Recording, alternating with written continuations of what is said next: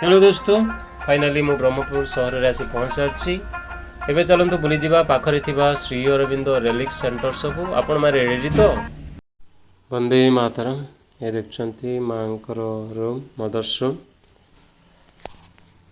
Brahmapur railway station ठारू मात्र 4 kilometre हम। प्रथम श्री अरविंद श्रीतनु स्मारक मंदिर।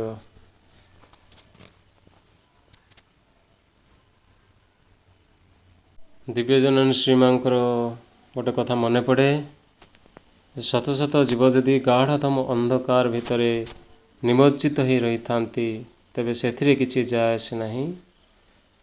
तांकर उपस्थिति ही सबकिछि बदलैदेव, सबकिछि रूपांतर करदेव।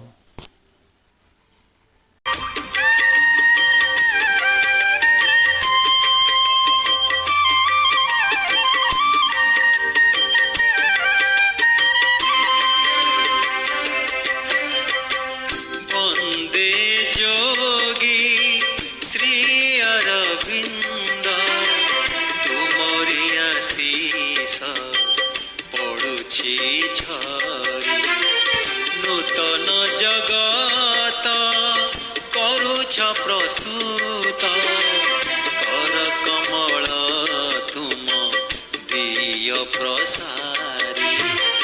वंदे जोगी श्री अरविंद।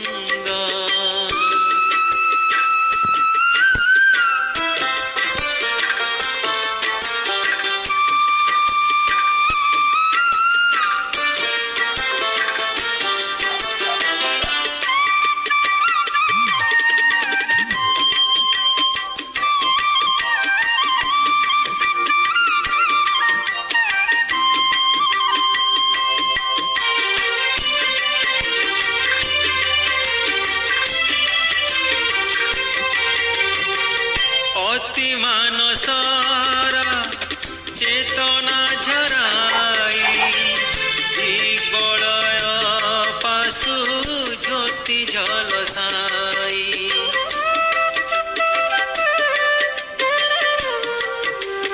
एबे हमें बाहरी बोलू संध्यारे गोटे पाठचक्र अच्छी ताको अटेंड करबा पे। रेशम पाटरे छाई होईची ब्रह्मपुर सहर। प्रथम थर आसिलु आमे गंजाम रे ब्रह्मपुर। पाखरे बसी मोर राजकुमार। अच्छा फेसबुक अच्छी तोर देखियो तो फोटोटा भाइराल है। देखुन केते सुंदर भाव चित्रण होईची। बालेश्वर नो डाउट ओके, किंतु एठी माने 3 प्रकार कलर रे देखो कॉम्बिनेशन करके ब्रिज गुडा को सुंदर है। एटा बयस देवी खाली बनूँ से बयस बन देखो ये बस आमर राजकुमार। ओह लाज तार नुहे से गोटे पद चढ़ते पड़ो। ये देखते अपां घर सुंदर माँ सिंबलटे ये बनई। यहाँ एंट्रांस संध्यारे पाठचक्र सरला लक्ष्मीनारायण भाई जन्मदिन था से पाठचक्र होता। एबे आसिक अपां घरे पहुँचू। चलतु एबे डिनर करवा। देखंतु खाइबा एकदम साधा सीधा अच्छी। डाली भात सीधा तरकारी पनीर पांपड़ सालड। अपा बहुत सुंदर रोषे करछंती। अपा बहुत बढ़िया रोषे करछंती। ये जगह भाई बस क्षीरद भाई बस एवं जी सब कहते बाबुला भाई केबे ब्रह्मपुर आसवे ये हूँ देखो अभिमन भाई जे कि भंजनगर आश्रम में रुहति। जब मोटामोटी भाव में बहुत सुंदर खाଇବା है। भाई सुधांशु भाई बस जी खाଇବା परिवेशन कर जहाँ घर आम अच्छू जहाँ ये हूँ राधा आपा। ठीक अच्छे आम रेस्ट नौ पुणी देखा काली सकाଳେ नेक्स्ट वीडियो। समस्त शुभरात्रि। दिव्य जननी जय।